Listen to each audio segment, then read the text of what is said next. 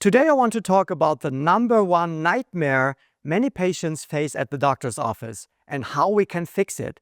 Being dismissed, not taken seriously, or even laughed at. That's probably the worst thing that can happen when you finally gather the courage to ask for help. A patient came to my office the other day. He's 72. When he asked his doctor for help with his erectile dysfunction, the doctor said, "Go look into the waiting room. You'll see people with real health problems." When I hear stories like that, it makes me understand why so many older men would rather turn to YouTube than risk being humiliated in real life. Therefore, here's a video about sex at senior age, realistic expectations, what you can do on your own and what you can't, and professional medical behavior. My name is Dr. Stefan Buntrock. I'm a board-certified urologist and specialist in sexual health. Let me apologize for my colleagues first. Here's one problem we all face as doctors. We don't receive training on how to talk to our patients about sexual problems. I mean, unless you have a special interest. Then there are educational possibilities later after residency, which most doctors ignore because, let's face it, they are normal people. They have been brought up like anybody else. They also went through puberty, first sex. They know the shame and embarrassment connected and act accordingly. But here's the difference. Amateurs act like that. Pros know that 3 big letters are going to walk through the door one day, and if you're not ready, they'll ruin your whole day. Pros know how to handle it because there is one thing every doctor has to understand. It makes all the difference, and it makes medical life so much easier. It's not about the doctor's sex life. It's about the patient's. Doctors tend to forget that. Always put yourself into the patient's shoes. When a patient opens up about something this private, it comes with a great responsibility. This is especially true for women who enter into urology. So a conversation between a young woman doctor and an older man about erectile dysfunction is top-tier psychological interviewing. There are a lot of emotional layers to consider. It may seem frightening, but it can be learned. So if there are any doctors watching this, you can do it. It's not as hard as you may think. Let's break down why sex at old age still is such an issue. I'm sure you would never have expected this. It took me a second education to understand this. When I was in med school, I was also enrolled in Scandinavian studies. This is basically literature studies focused on Scandinavia. Here's a pearl of wisdom I learned that is so important for my medical work. Sexuality is one of the 3 main motives for human action. Whatever happens in this world is likely to be connected to one of these 3. I'm sure you're asking, what are the other 2? They're not so nice, but if you stick around until the end, I may have the nerve to tell you. But anyway, here's my advice. Start to look at the world from that perspective. If you're wondering why your boss is acting strange or why your neighbor just bought a car he can't afford, sex might be the answer. If you don't believe me, just look at the headlines. Remember the bunga bunga parties of a now deceased, once fiery Southern European statesman? And the one everybody's talking about nowadays who has turned pee-grabbing into an art form? I know, I'm getting nasty again. Stop. Let's change the topic. Here's what I want you to do. I want to turn you, the casual viewer of UroChannel, into a fan.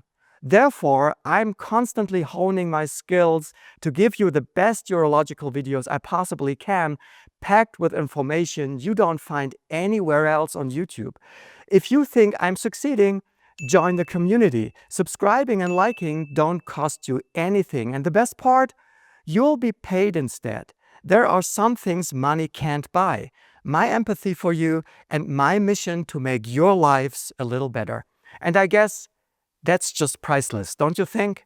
So let me give you an example. There is more about sexuality you need to know. It connects directly to vital psychological needs every human being has. And I would even go as far as to say every creature on this planet has, which makes it a universal concept. I'm talking about the need for feeling safe and secure, the need for being accepted with all the failures and flaws there may be, the need for feeling at home with somebody. These needs define us as who we are. You don't take that seriously, and you're done as a doctor. My patient actually walked away. And this is my advice to you as well. Walk away. There are doctors who are real professionals. So here are some scientific facts about human sexuality. Although sexuality changes throughout the human lifespan, it accompanies us until the very end. Humans age, that's for sure. But aging seen from the outside is totally different than from the inside. The way we look into this world and how we perceive ourselves doesn't match what we are mirrored by the people around us. Aging makes us old, but most of us don't feel old. And if you don't believe me, I'm sure you have a relative or a neighbor or a friend who, when it was time to move into a retirement home, said something like this: "I don't want to go there. There are only old people living there." However, even if we still feel young inside, the body will have to pay its toll to life. It's something we all have to come to terms with. Accept aging and the limits it brings. And don't be shocked when it happens to you, because it happens to all of us. So this is the perspective that I try to give my patients. Don't look at it with the glass half empty attitude. The glass is always half full, but you have to stay realistic.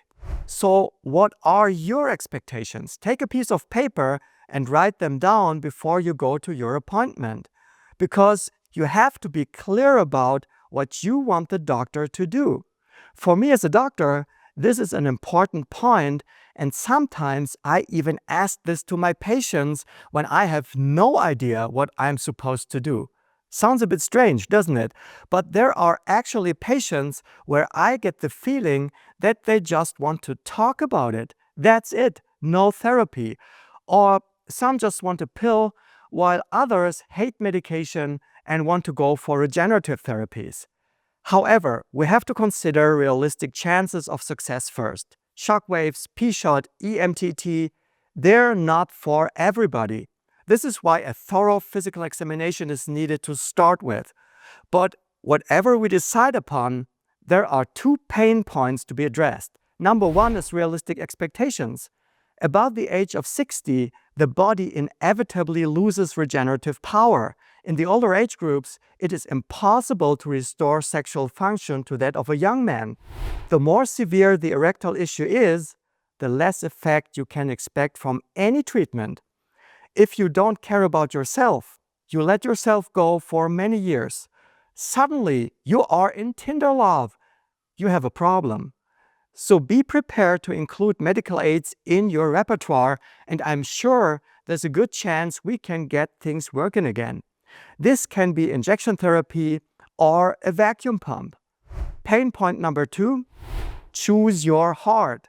Like I said in a recent video, if you let yourself go, life will be hard on you and unpleasant. If you care about yourself, it is hard and can be unpleasant at times, but life will be much easier. So choose your heart, because it's going to be hard all along. This means start to eat right. Bring your weight down. Try some physical exercise for a change. Many times, this will reduce your medication. Let me put it this way. You have to plow before you can harvest. So what should you eat? I can tell you it's not about single foods. It's the food web. It's the dietary pattern that determines woe and alas. You will find the magic formula in this video. And in case you've never heard about regenerative therapies, here is how I turned a 62 into a 26-year-old. What drives human action? What are the other two motives?